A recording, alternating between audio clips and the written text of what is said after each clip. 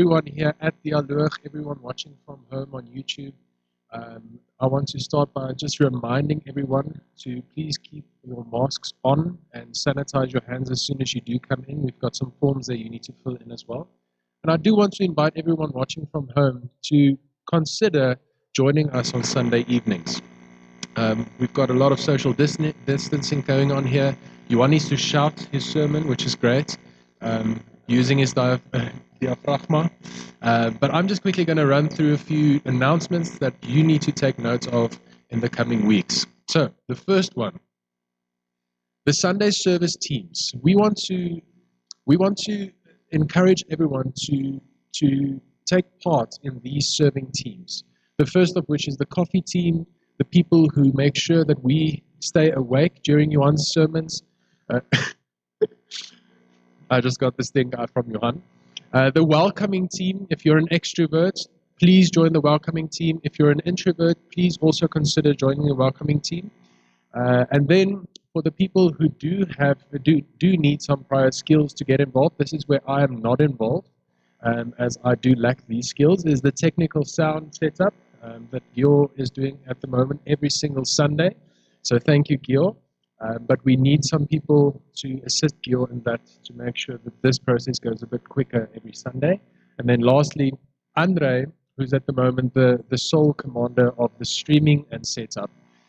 We need some people who can help him with that. I do think that Philip is assisting this week, so thank you, Philip. The next announcement is the Dialogue cell groups. Now, the cell group, for myself and my wife, I can testify to the immense significance that these groups have played in our lives at Dialogue. If you have a desire to be part of a community, and a smaller community where you can grow spiritually and emotionally with your peers, this is the place to be. And I want to encourage you to please get in contact with Gjor, and he will then assist you in finding the right group for you. Then, the Dialogue prayer. I feel we need to get new names for these things. Everything can't be Dialogue cell groups, Dialogue prayer. But I mean, if it works, it works. So Dialogue prayer. Dialogue prayer every Wednesday morning at 6 a.m. Once again, get in contact with Gjor if you want to join them on Wednesday mornings at 6 a.m. I do, however, I've heard that the holy hour is at 4 a.m. But did we change it? Lovely. Okay, so the holy hour is at 6 a.m. now. Please join us there on Zoom. So I'm interested to see how we're going to do the laying on of hands there. And then, finally, I want to give over to the Commander-in-Chief, Johan Erasmus. Commander-in-Chief, that sounds like an EFF introduction. All right. I hope everybody got their coffee. Those of you joining us online, you can see this, but we actually had Rolling Stones, I Can't Get No Satisfaction, running on repeat here for a couple of minutes, and that's quite strategic. Okay, so we'll get there in a second. I stumbled upon an article last week entitled "Retail Therapy After Lockdown: The Rise of Revenge Shopping." That's the title. Retail Therapy After Lockdown: The Rise of Revenge Shopping. Now, I promise I've never read anything about shopping in my life before. Okay, that's not my journalistic passion. But with this new term, revenge shopping, I was curious. So I read this article, and this is just an extract from that article. The Hermes store. I think that's how you pronounce it. It's Hermes. And Hermes, it's apparently like a boutique clothing brand. A store in Guangzhou. Again, I butchered that pronunciation. It's a Chinese city. Holding $2.7 million in sales the day it reopened in April. Believed to be a record for a boutique in China. The burst of sales has created a new retail term for the post-lockdown rebound: revenge spending. The idea is that consumers were shopping starved during their quarantine and are overcompensating by splurging more than usual. We're seeing people come back to the stores quite quickly. This is what an analyst says. It's not yet at the same levels as it was before the crisis, but revenge spending is happening, and also to some degree in Europe.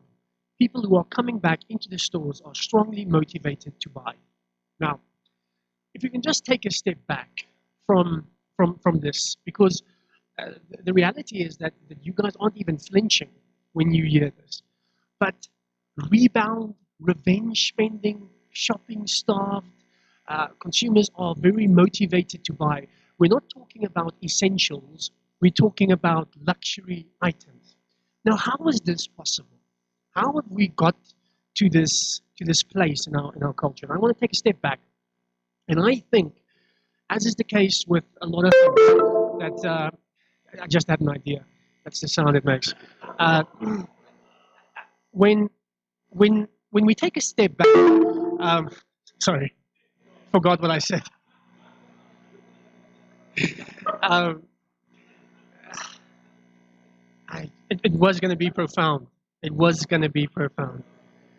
Any case, what was it again? Oh yeah, Sigmund Freud.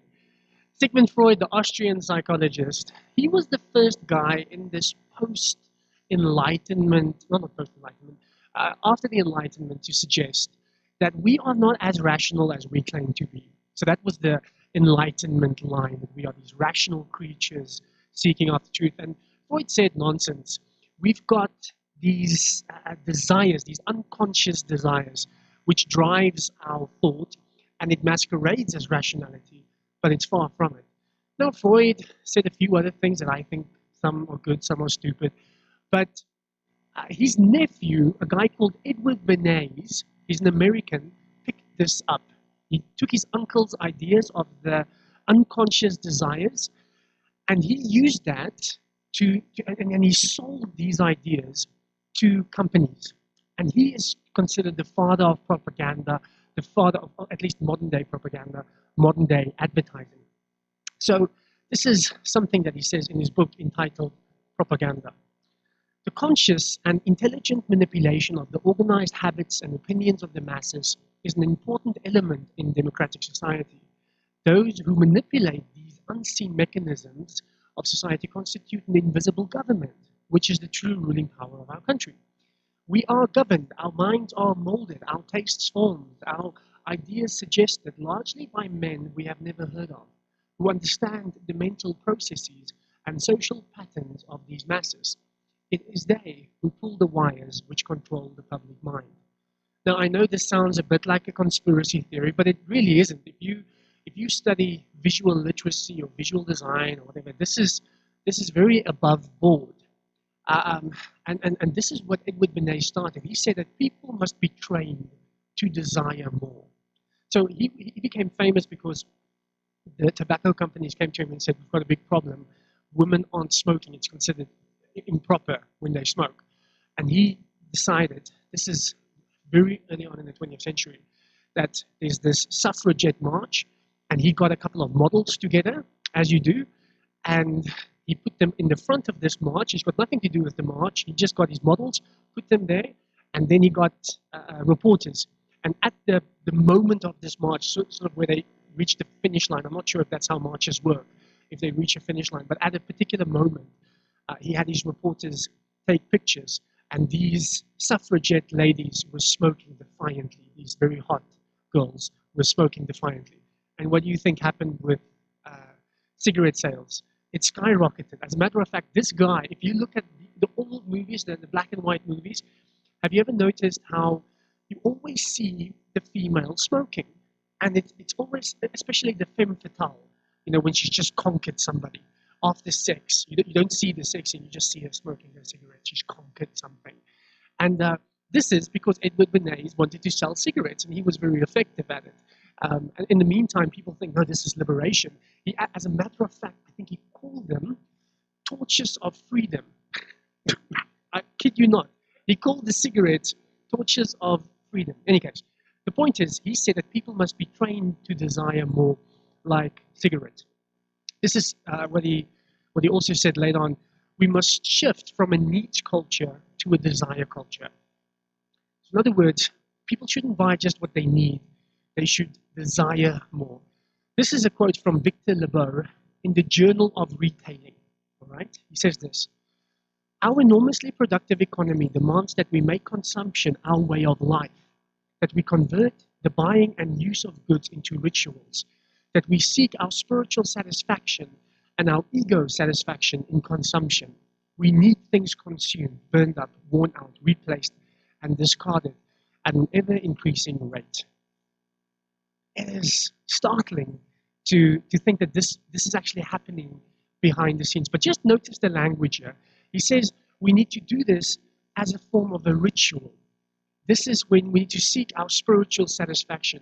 Can you see the religious language that is used for consumerism?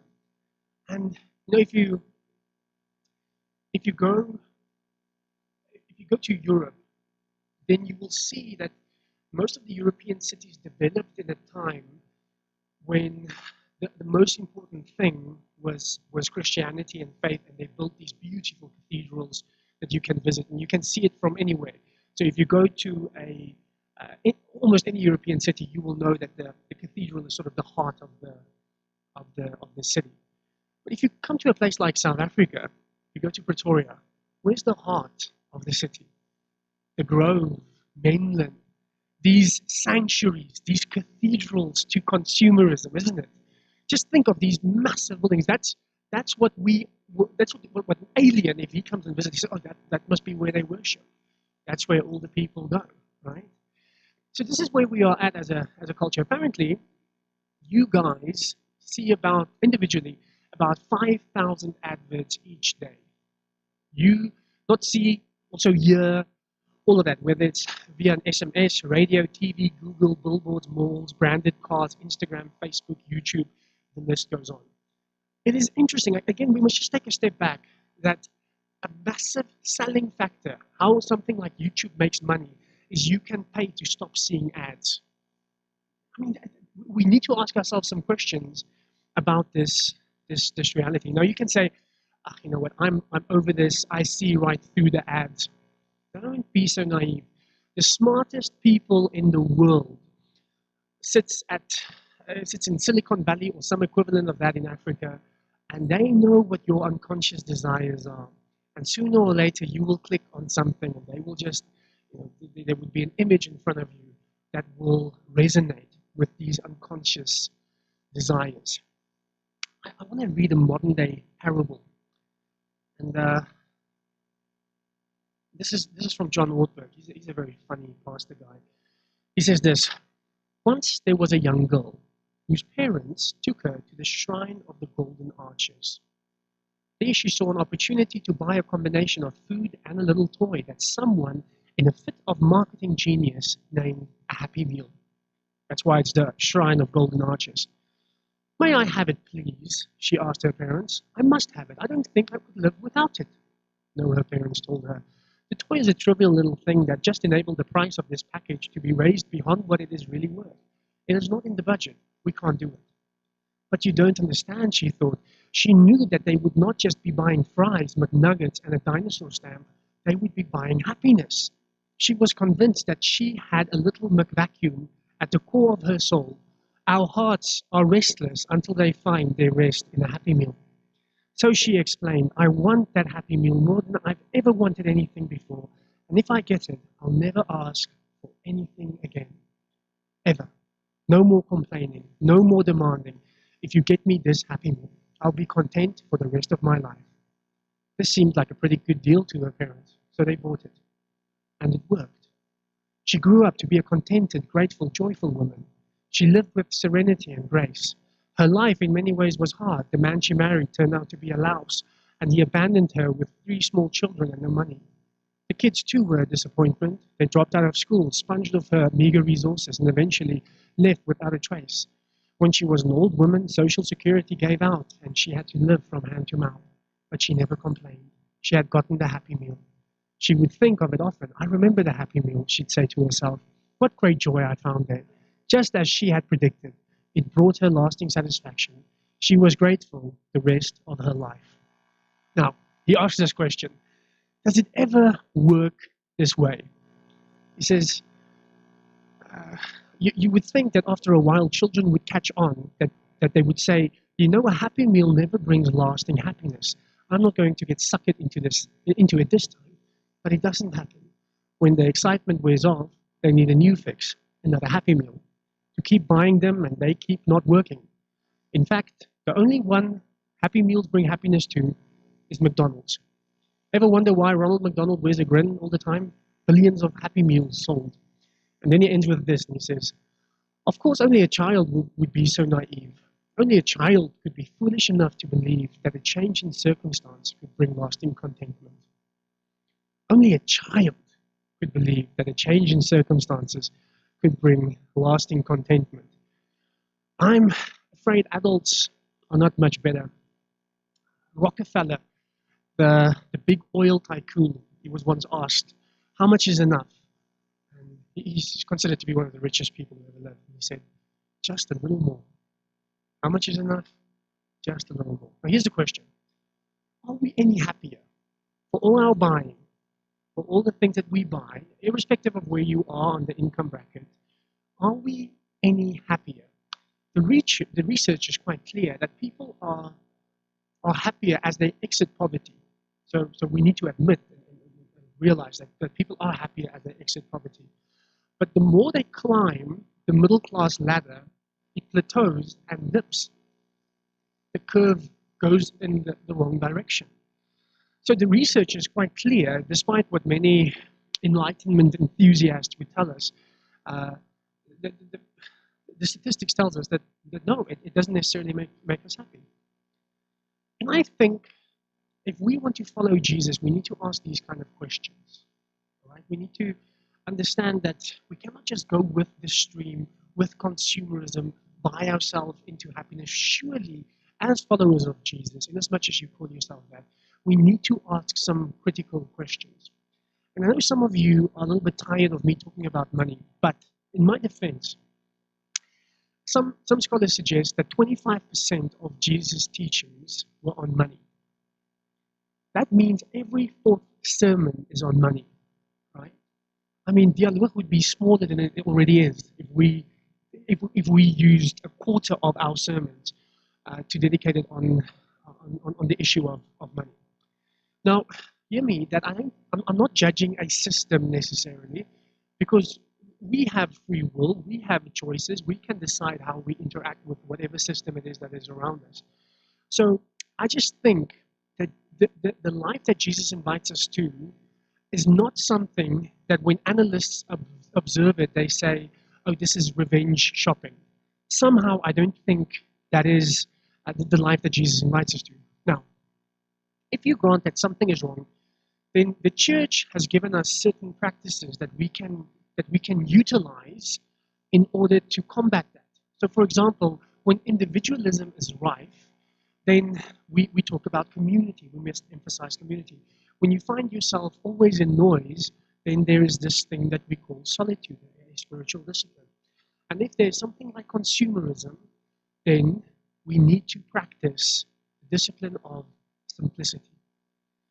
Now, this lockdown has been horrible in many ways. Many people suffered. I know Tabang was at the forefront of handing out food parcels, and he saw the suffering firsthand.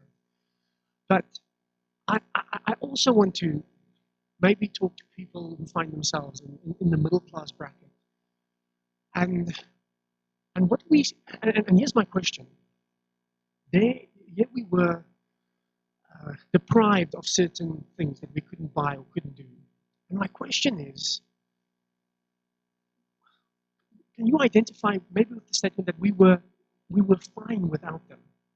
We could survive, we were okay. Because eating out and shopping wasn't an option, and that rescued us from a type of FOMO, right? So because our fear of missing out is, there are other people are getting the best sales, or I've heard that restaurant is amazing. You know, somebody shares a photo of her amazing latte at hashtag best coffee shop ever, or whatever.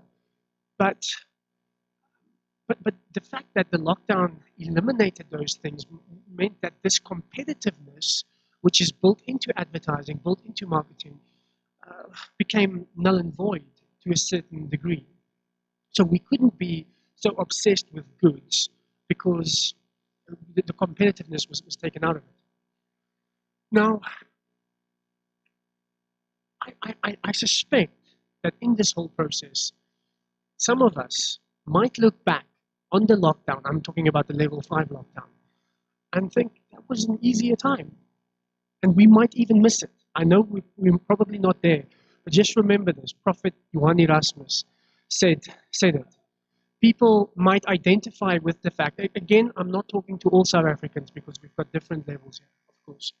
But I think many people who had money, who wanted to spend it on luxury items, found themselves with less anxious, and they realized that they can go without it.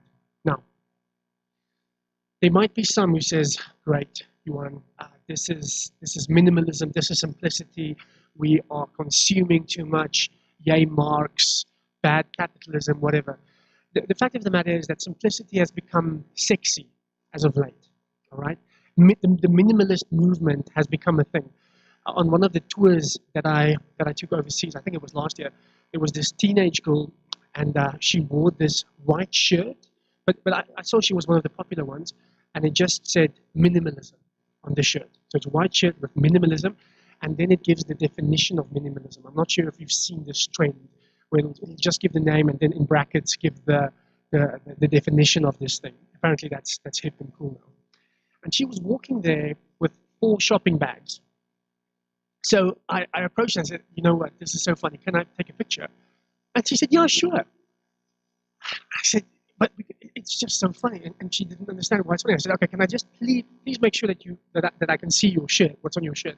And she posed in all different positions. I'm not sure she knows what minimalism means, right? She was completely oblivious to this thing called minimalism, but it's become a bit of a trend. I've got very good friends of mine. They run a very successful sort of popular art company, and you see their stuff all over the place. And they've got word art, and part of what they do is on a canvas they would put a nice quote. And one of their items is on this canvas written in a cool font. The most important things in life aren't things, which you can buy for 500 rand. Okay, and I constantly mock them about this irony, but that's one of their best sellers. The most important things in life aren't things. So minimalism has become this almost expensive style in design or whatever. Maybe it's even what we're going for here in our venue, minimalism. So it's become a bit of a buzzword, and this is definitely not the Christian practice of simplicity. Richard Foster, who's sort of the guru of simplicity, he says that we need to first admit that to just go after the outward reality turns into deadly legalism, right? And that's also something that we see because people are very judgmental if we are just judgmental towards any form of consumerism, one way or the other. So if all you do is you turn into a judgmental hipster, sipping lattes and sharing pictures of having a simple picnic in an abandoned warehouse with the hashtag you don't need much in life or keeping it simple, then you are missing the point. All right. Jesus takes it a step further. In Matthew 6:31-33, he says this: don't worry, saying, what will we eat, or what will we drink, or what will we wear? For the idolaters eagerly seek all these things, and your heavenly Father knows that you need them. But seek first the kingdom of God and his righteousness, and all these things will be provided unto you. So in other words, the purpose, in as much as we take simplicity seriously, in as much as we take the Christian idea of minimalism seriously, the purpose is not to have less stuff. It's not to unclutter. It's not to be a minimalist. The purpose is to seek his kingdom and his righteousness. That's the purpose, not the other things. We shouldn't get them the wrong way around. This is what Foster says. He says, focus upon the kingdom produces the inward reality, and without the inward reality, we will degenerate into legalistic trivia. Nothing else can be central. The desire to get out of the rat race cannot be central. The redistribution of the world's wealth cannot be central. The concern for ecology cannot be central. Seeking first God's kingdom and the righteousness, both personal and social, of that kingdom is the only thing that can be central in the spiritual discipline of simplicity. I know this might sound abstract, but just stay with me. At the end of the day, whether you are a minimalist, hippie, or the purest of Marxists, you are going to find yourself singing along to Mick Jagger's song, I can't get no satisfaction.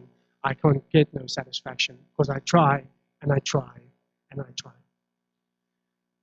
But what if that is by design? What if it is meant to be like this? Again, using John Ortberg. He said he has a very interesting take on Romans 8, verse 20 to 21. He says, for the creation was subjected to futility, not willingly, but because of him who subjected it, in hope that the creation itself will be set free from its bondage to corruption and obtain the freedom of the glory of the children of God. So what he is saying is that creation was set up in such a way that each human spirit will realize that idolizing, and you can just fill in the blank, idolizing this thing is ultimately futile.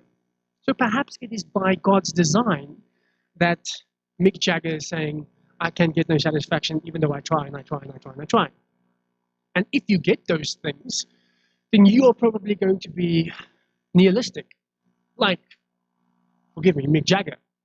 I can get no satisfaction. He's got everything, or at least he did. I mean, I don't know when that song was sung in the 60s or 70s or whatever. But I find it interesting that the most famous and smartest and richest people, they are often the most nihilistic. And perhaps the only reason why we are not nihilistic is because we're still trying to get there, to their heights or lows, I should say, actually. But if this is true, that we cannot, it's physically impossible to get satisfaction in all of these things, in stuff, in romance, in whatever, then frustration is a gift of sorts. It is a gift if you are frustrated by your trivial pursuits. God's hope then is that you will stop searching for infinite good in finite objects. It is a deliberately induced frustration. You get that? So in other words, if you are frustrated with life or frustrated with something and it doesn't deliver on your expectation, perhaps the next time that happens, thank God for that gift, because it is a deliberately induced frustration. You were never supposed to be made content by these things.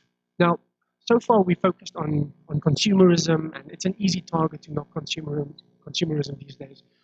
And some of you guys might be excited that we're going after that. But the fact of the matter is, you can say, you know what, deep down I also know that I'm not going to be made content by stuff. What's important is family, work, doing something meaningful, politics, you know, going in the right direction, being part of a cause. Well, here's the thing. You're going to end up disappointed in your relationships as well. Sooner or later, you're going to be bored in your work, and you will become cynical about things that you used to enjoy, whether they be art, music, sport, or church. And then you will have this smug attitude towards those who are still enjoying the things you've long since learned to see through. Point is, your contentment will remain elusive. It's not just things, it's causes, it's politics, it can be church, right? It can be all of these things. But there's a guy who I think got it right. And in a beautiful piece of literature, we read the following. This is Psalm 131. When we read Psalms, it just seems like such conventional wisdom that we sometimes just read over it. But let's try and do it slowly. My heart is not proud, Lord. My eyes are not arrogant. I do not concern myself with great matters or things too wonderful for me. But I have calmed and quieted myself. I am like a nursed child with its mother. Like a nursed child, I am content. Israel, put your hope in the Lord, both now and forevermore. Some of you might pick up on, don't concern yourself with great matters or things too wonderful for me. And people would say, yeah, you know what, people are always running after big things and they want to be important, they are so ambitious, but maybe what we should just do is live a 9-to-5 life, family, friends, braai over the weekends, just keep it simple. Your problem is that the guy who wrote this psalm is King David, and he sort of ran a country, Okay, so he was obviously an ambitious guy. So when he says that I'm not going to concern myself with matters too great or too wonderful for me, he's obviously not talking about ambitions like running the country, which is a pretty significant ambition. This is what the commentator says about this. He says, Psalm 131 does not portray blissful, unruffled detachment, a meditative state of higher consciousness. It's not stoic indifference, becoming philosophical about life. It's not about having an easygoing personality or having low expectations so you are easy to please. It's not retreat from the troubles of life and the commotion of other people. It's not retirement to a life of ease and wealth, the quiet of having nothing to do and no worries. It's not the pleasant fatigue, that quieting of the inner noise that a glass of wine or a daily dose of Prozac produces. It's not that. Psalm 131 is not an excuse to be mediocre. When he is talking about things that are too wonderful for him, he is talking about fulfillment, happiness, contentment. And he says that I am not going to chase those things anymore. This is not about a particular job or a particular romance. He's just saying, I'm tired. I'm not going to chase after fulfillment, whatever that may be, happiness, contentment. Here's the punchline, guys. And if you've been lost for the last few minutes, that's okay. But please come back now. You will only become content if you stop searching for contentment. This is the biblical understanding of it. You will only become content if you stop searching for contentment. You will only become happy if you stop searching for happiness. You will only become blessed when you stop searching for blessedness. A guy who understood this was C.S. Lewis, and in his space trilogy, he invented these creatures called the aldils. And these aldils are these beautiful creatures where you can only see them in the periphery of your eye. So you can only see them on the side. And when you try and look at them, they disappear to the periphery of your eye. And the message that he tried to get across with these aldils is that even though they are beautiful and they bring you so much joy, you can never look at them directly. They always sneak up on you from the side when you are focusing or doing something else, which is such a profound Christian insight. To know that if you look for happiness, if you want to look for these aldils, these joy-producing creatures, you can't look at them directly. You have to look at something else, and they come in from the side. True joy, contentment, happiness, blessedness happens when you stop searching for it. And I mean, I hear many people say, you know what, I'm going to be happy, I'm going to be positive. From now on, I choose to be happy. Good luck with that. Good luck just bullying yourself. I'm going to be happy. It doesn't work like that. You see, how we typically seek contentment is we look at what other people are doing. That's how we seek contentment. So what makes other people content? And then the psalmist realizes this, and he says, I'm tired with my arrogant eyes. I've dropped this. All the translation is haughty eyes, where I am constantly comparing. I'm not going to do that anymore. Because that's what we do. And we think that's going to give us contentment. What makes that guy contented? He looks pretty happy, on his social profile or even here at church, the little bit of interaction that you have. What do they have? What do they wear? What do they do? What do they study? And you measure yourself against it. And there's this constant measuring happening in our society. I think there's a calculator built in us. And when we meet someone, whether we want to admit it or not, we are measuring ourselves against these people. Thinking, am I smarter than this guy? Am I prettier than this guy? I really go there, but am I, I'm trying to measure myself against other people, whether we want to admit it or not. And then, the conversation goes a little bit like, not the conversation, but the conversation in your head is, she has such a cool job, but her kids are surprisingly ugly. So I think it's a draw, because we are constantly comparing in various ways. And David realized that this is such a stupid and futile game, to seek contentment by looking at what makes other people content and by constantly comparing and evaluating. If you want to know what this psalm looks like, when you constantly compare, when you do exactly the opposite of what the psalm suggests, then it turns into an anti-psalm. This is Psalm 131 wrote as an anti-psalm. It goes like this: Self, my heart is proud, I'm absorbed in myself. And my eyes are haughty, I look down on other people. And I chase after things too great and too difficult for me.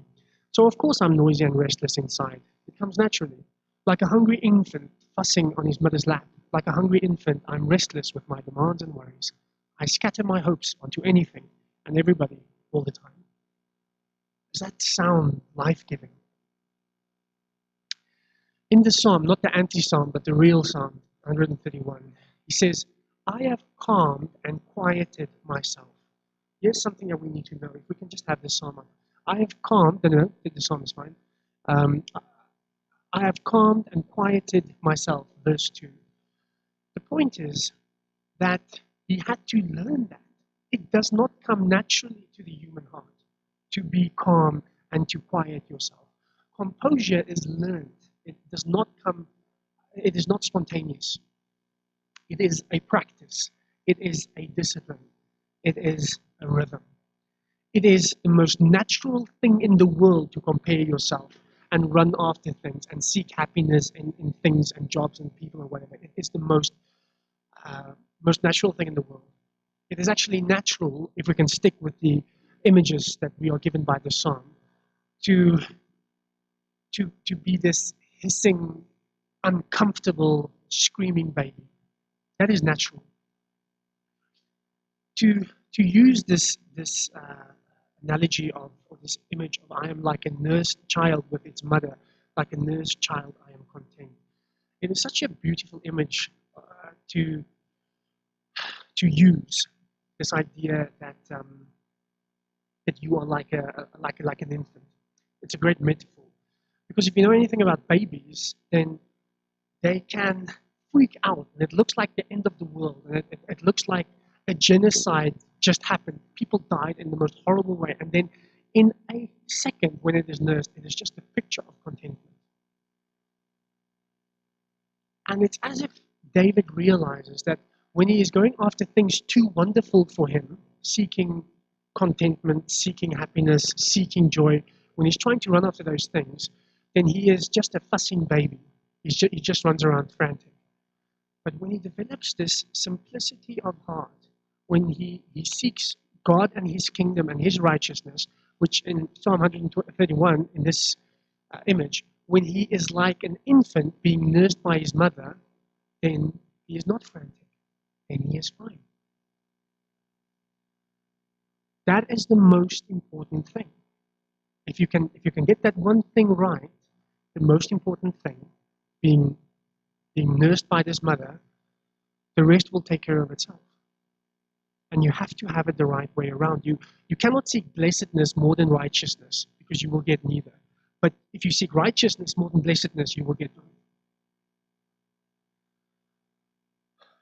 You see, again, sticking with the idea of a baby, you can buy all the toys in the world. You can do peekaboo till you're blue in the face. You can rent a clown. You can give him a giant iPad. What an infant needs is his mother and his mother's milk.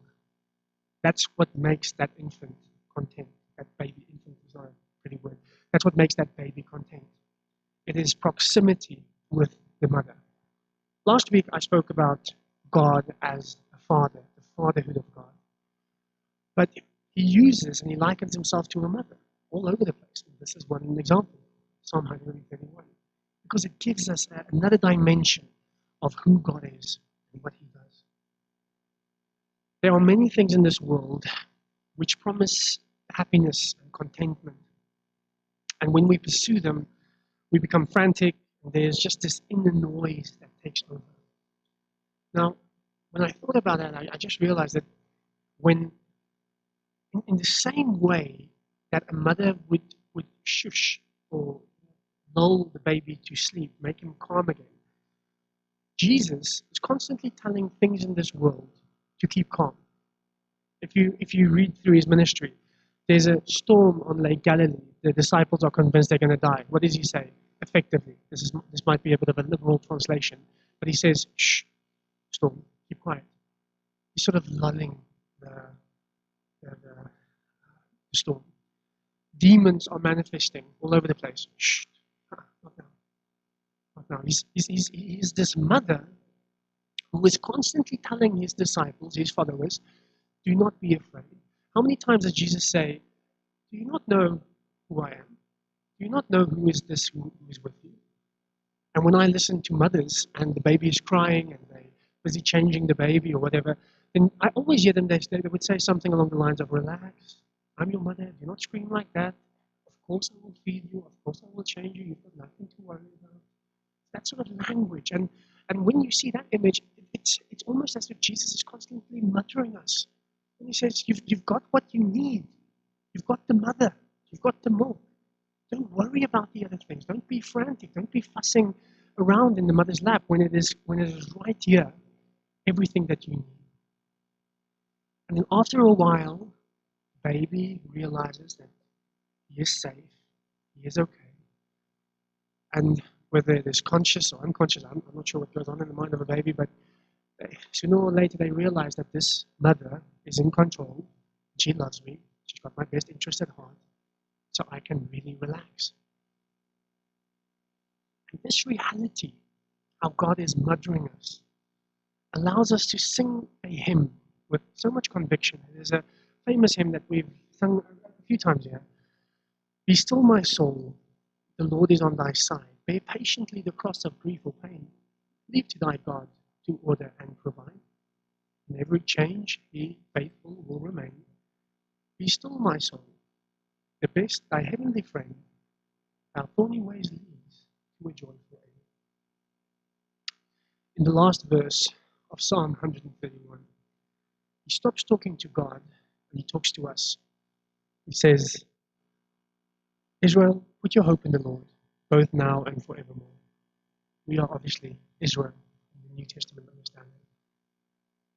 Put your hope in the Lord. Where are you going to place your hope? In things, positions, politics? Put differently, where are you going to find your happiness, your contentment? Relationships, romance, work, where?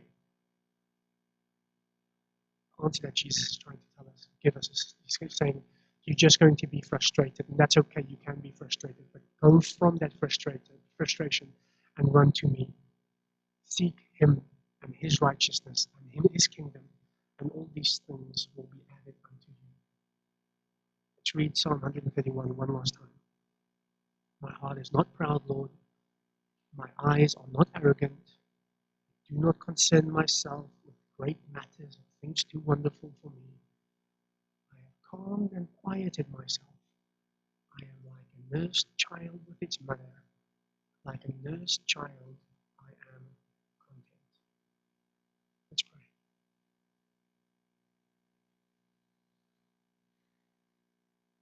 Lord Jesus,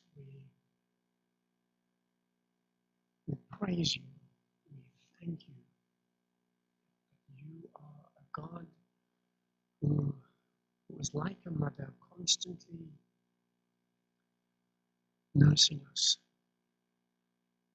And we are children, prodigals, running around after things, relationships, in search of happiness, in search of contentment, in search of joy, where you know, and intuitively we know as well, that the only place where we can find that is in you. I pray, Lord, that we realize that when we experience this storm in our soul, that we would invite you in, that we would be reminded of this reality, this great reality of who you are, and that you will just shush the storms and demons, all the thoughts that takes away, Lord, the life that you promised in Jesus. I pray, Lord, that in a world with so many distractions, that we will not fall for the bait. Things promising happiness and contentment, but never delivering. I pray, Lord, that we will seek you, your kingdom, your righteousness. And when we do that, Lord, we find that happiness and contentment and joy always just creeps up on us.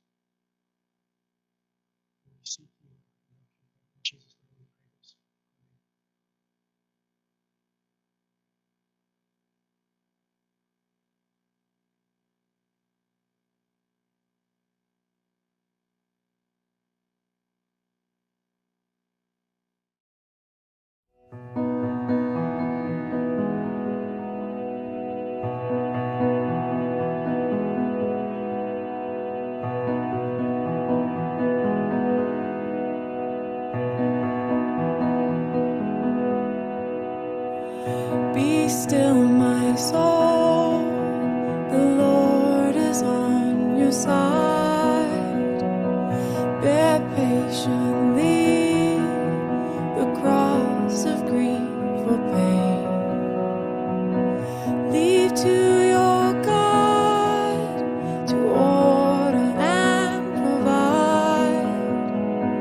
In every change He will remain.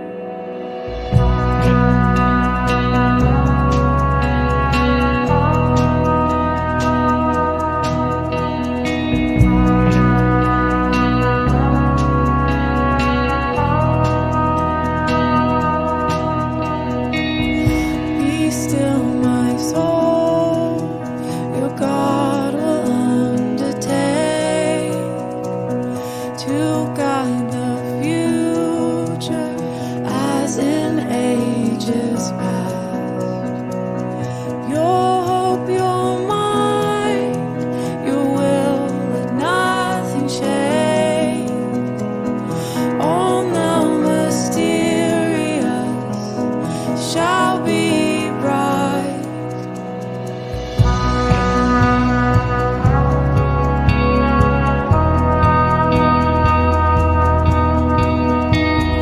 Be still, my soul, the hour is hastening on, when we shall be forever with the Lord.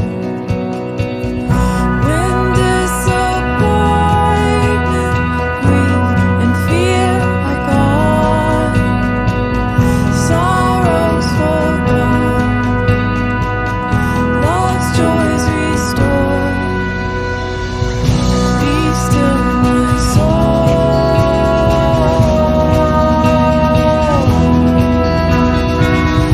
Be still, my soul.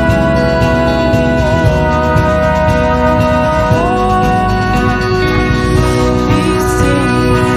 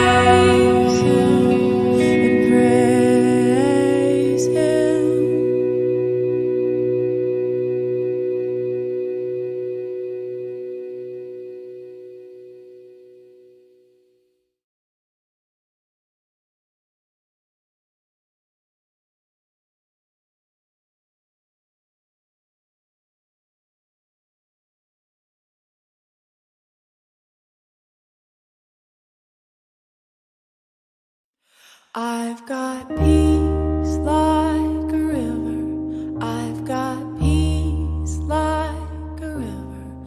I've got peace like a river in my soul. I've got peace like a river. I've got peace like a river. I've got peace like a river in my soul. Come to the river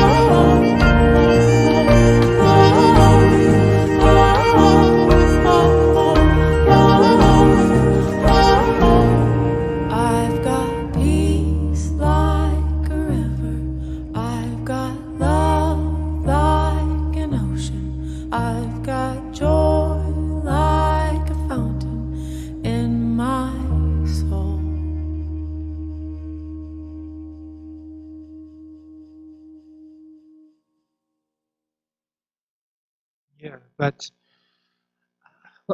the Psalms were songs, right? And there's a reason why it is in the form of song, because when there's something like peace like a river in my soul, I've got love like an ocean in my soul, I've got joy like a fountain in my soul. When it's sort of catchy and it's on a melody, then before you know it, you sing along to that, right? So I obviously like these songs. I've been listening to them. And then when I go for a jog, believe it or not, I do it occasionally, then I find myself, I've got peace like a river in my soul. And it's more than a sermon. I mean, I don't think that you guys are gonna drive to work tomorrow and have a quote or something that I said running in your head. No, it's more. It's a melody that sticks in your head. Or be still my soul, be still my soul. That is the kind of thing that we need to preach to our heart. And I think through this, through community, over a time, then you will see this verse 2 that says, "But I have calmed and quieted myself." This process, this practice, this discipline will take root in you. Anyways, any questions or comments? You must just hold it in your hand. So President Ramaphosa does not come and close us down. If you have a comment or a question, then please draw your attention. And also the online viewers, I hope we're still okay online. You guys are also more than willing, allowed to ask a question or make a comment.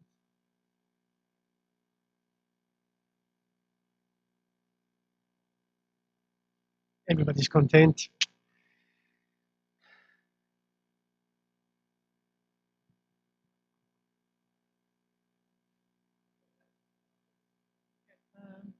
No, this scripture when Johan read the other day, and I thought just of how it's been quite overwhelming thinking of all the people who are struggling at this time, and looking at Christ like come and praise them. Thinking of how many problems there are and how difficult it is to solve. So one thing about being anxious about what we need, but in that psalm, it kind of seems like I won't think of things that are too great for me to think about. So in the same way that a child is with his mother, the mother is thinking about the bigger problem. We can also kind of relax in that not to be passive, but if it's something that's making us anxious, it's also God is thinking about those big things. I mean, they are too big for us to fix. So that's very comforting. One can actually have peace with that in mind. Yeah. Again, so this is David speaking. So he has the burden of running a whole country. People are hungry. He needs to make sure that they're okay. And you can have this kind of peace and contentment without being passive. They are not synonymous with each other.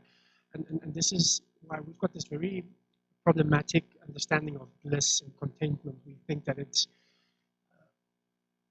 something. If I ask you what is contentment, what is bliss, then I'll ask you what picture comes to mind. Chances are that you're going to be somewhere in nature, and it's just going to be you in nature.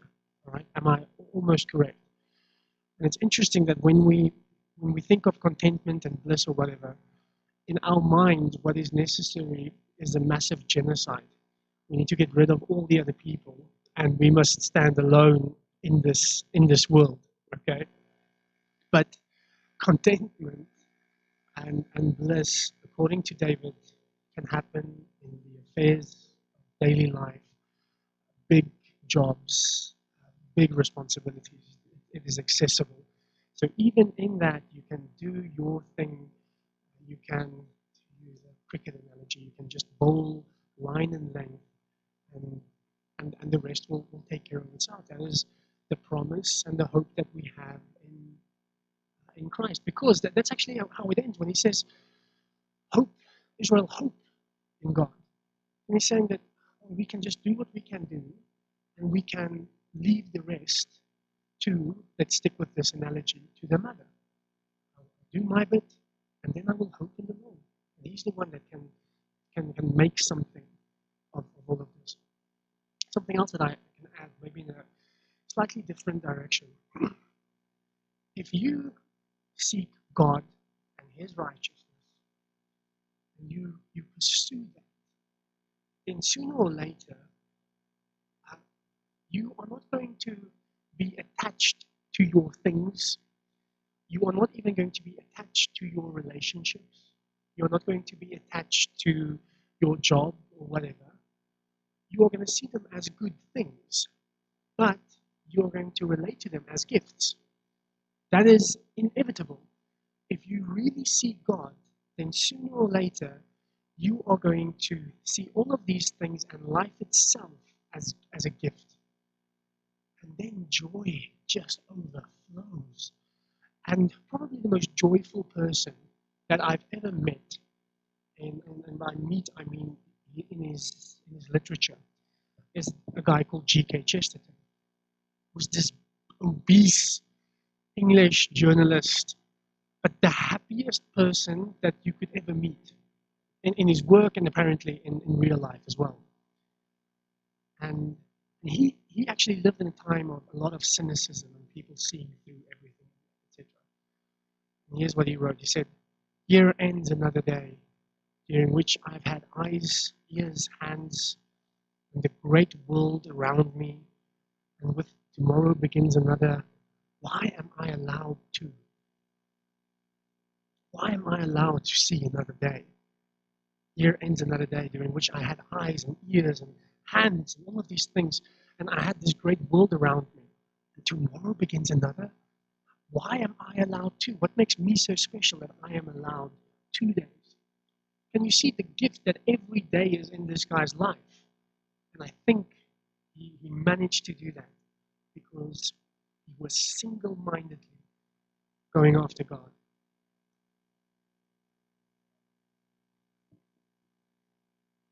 Johan, thanks. So we have a question from Vikas and Arinda, which I think you partly answered, but it's a sermon in itself. It's, what does it mean to seek the kingdom of God and His righteousness? Yeah. I know it sounds ambiguous. I know we don't necessarily have that. We have that language, but we don't use that kind of language today. But to use more common language is to seek, as a baby as a baby seeks the mother, so we must seek God. As a son, let's think of last week, is single-mindedly in love, in awe of the Father. He is his hero. He's in charge of everything. Likewise, we must relate to God. So seeking His kingdom and His righteousness will be something along the lines of, if I'm looking for contentment, so here's an example, and I'm looking for happiness, and I think that I can get happy if I get this job. But for me to get this job, I need to just tell other people who are decision makers that my opponent really sucks.